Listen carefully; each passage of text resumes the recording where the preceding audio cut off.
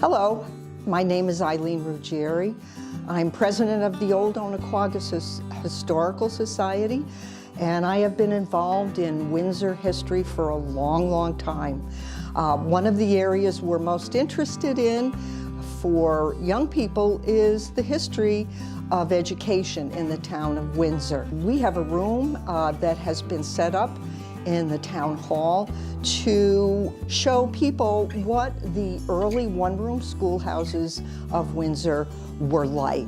The history of the one-room schoolhouse starts in the village of Windsor. We know for a fact that it was a two-story schoolhouse, so it wasn't a one-room schoolhouse, on the northeast corner of the village green. There is a description of the schoolhouse, and it was officially designated schoolhouse or school district number 1 in the town of Windsor. It had both a primary level on the first floor, and on the second floor it had what was called young people that could go to a select school, which was the precursor to the academy, and the academy was the precursor to high schools today.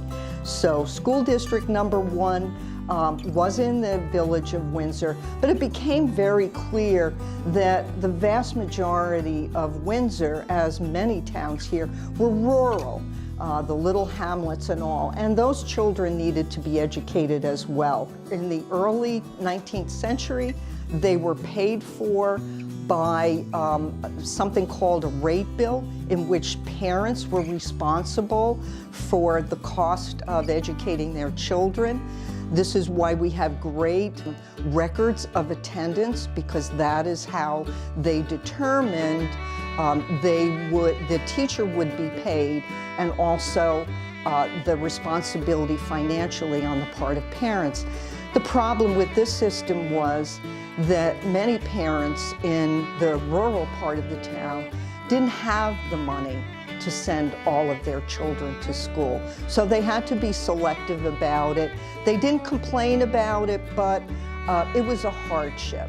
And the state understood this, and efforts were started in the 1840s to begin to develop what was called the free school law, in which every child could go to school and the community would pay for it via a certain type of property tax. Unfortunately, it took almost 20 years for that law to be enacted, and when it was, it opened up educational opportunities all over, including here in Windsor, at which time in the 1840s the first Windsor Academy was created. But here on this board we have what we have left of images from all of these wonderful little one-room schoolhouses. There's anecdotal information from young people who went there and returned and were reminiscing about those days. An interesting fact about these one-room schoolhouses is that, as you can see from these pictures, children, at least in the beginning, of all different ages, were involved in being educated in these schools. There were no grade levels. This was an ungraded educational system. At the beginning of every term, the teacher evaluated the progress that a particular child had made in reading and comprehension and other areas of learning. And usually each one-room schoolhouse had maybe 4 or 5 groups.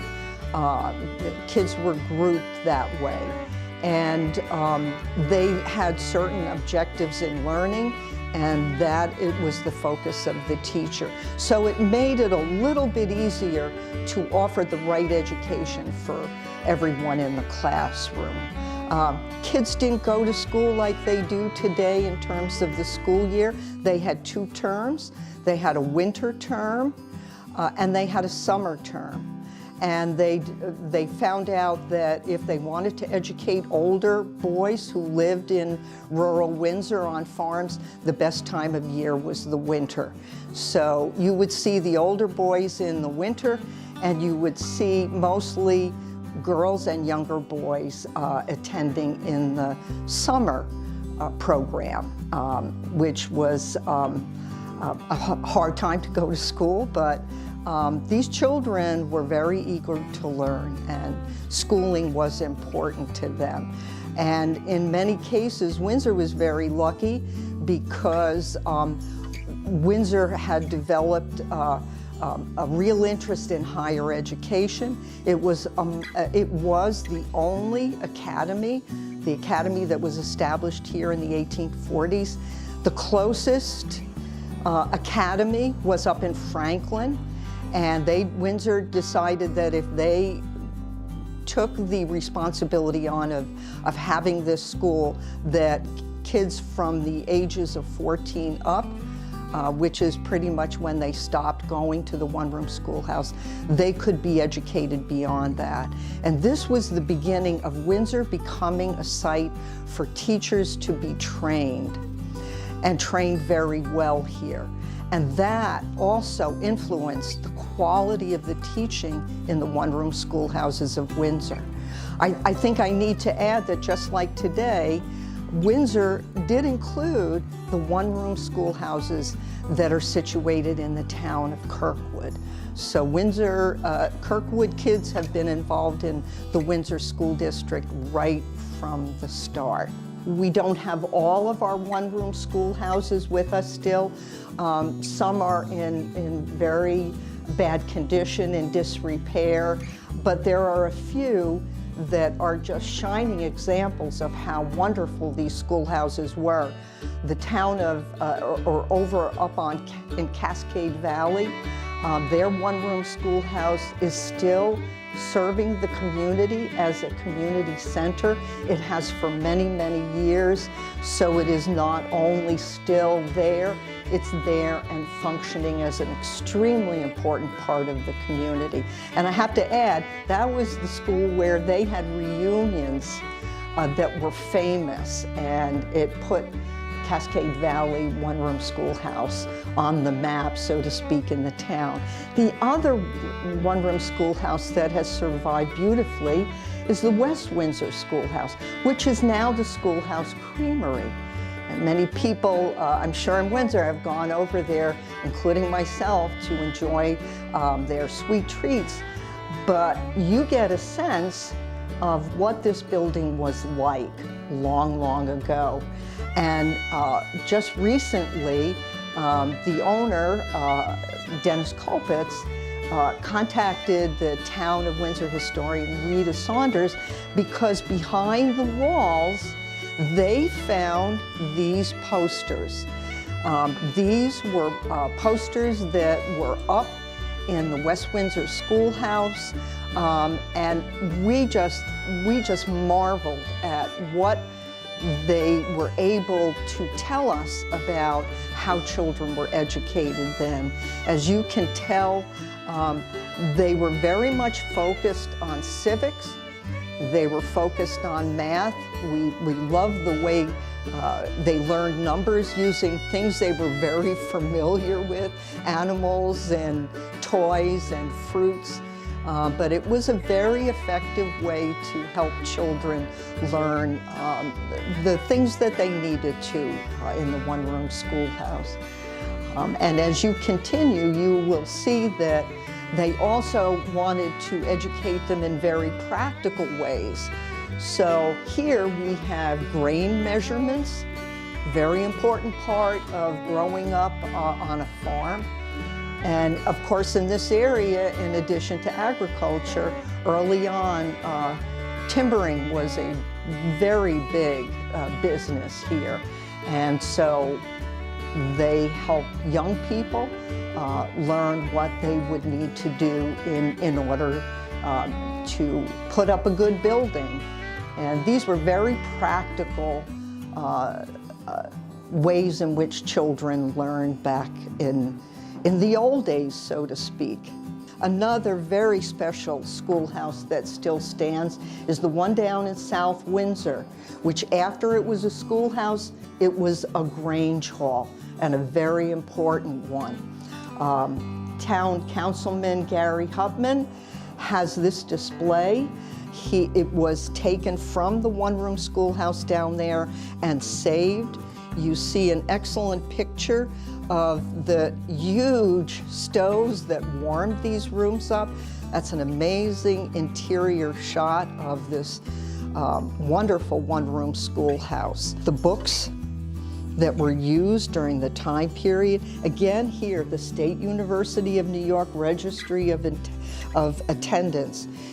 Your state aid was very much tied to this, and we have so many attendance books by teachers. They didn't let go of them. That is the original globe from the schoolhouse. Every one-room schoolhouse had a globe, and that's how young people learned about the world. Their implements at the time were goose quill pens or steel nibbed pens.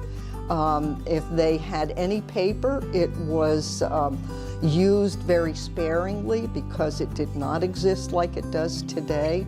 Of course, there were chalkboards, and they used the wool from sheep for the erasers.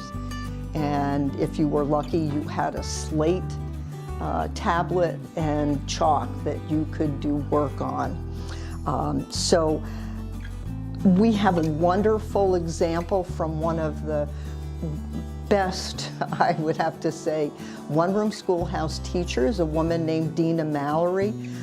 We have wonderful history on what it was like to teach in a one-room schoolhouse because Dina Mallory's niece, Joan Edwards, recorded her at the latter years of her life, and she talked about that experience, which would be a wonderful read because it was a different kind of environment. She talked about wishing that she could have given more opportunities to her students, but because of the close nature of a one-room schoolhouse, the different age groups, they formed a very unique community.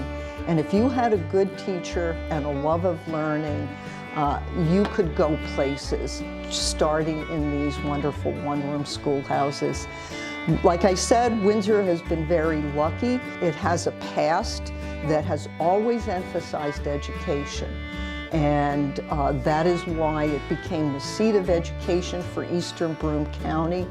And it helped to make the village a prosperous place, a welcoming place, and we are very fortunate. I think that that still continues today.